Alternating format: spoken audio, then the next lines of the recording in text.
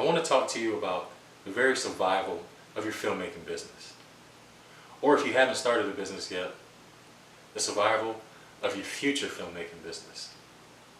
Now, if you own the rights to an independent movie, or if you own a lot of rights to a bunch of independent movies, you have to listen, because the rules have changed in the last 6 months. So stick with me for a bit, because I've spent the past 10 years of my life obsessively strategizing over how to monetize films using digital platforms. My name is George Asheshimwa, and in this video series, I'm going to show you how entrepreneurs can use this strategy to launch their filmmaking businesses online.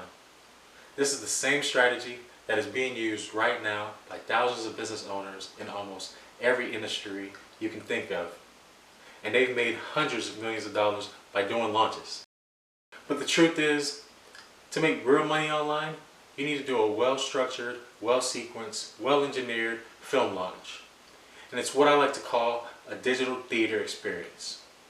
For the past 10 years, I've seen entrepreneurs in almost every type of industry do product launches that change their careers for the better. But the film industry has yet to adapt to the strategy. And I don't know if it's because distributors and content providers don't know how, or they don't believe it's profitable enough to launch films online.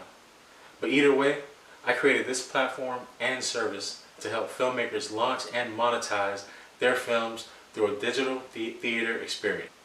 It helps filmmakers become known as leaders and experts in their markets and amongst their audiences.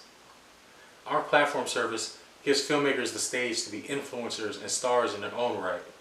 And it helps you build a paying, loyal fan base for your movies, where you can start out small and progressively build your launch after launch after launch, and build your positioning, and build your momentum, and build your status as an expert in the film industry, as an expert in your particular film niche and genre. But the online business world has never been better, and that's what this series is all about. I want to show you what's broken so you can avoid that.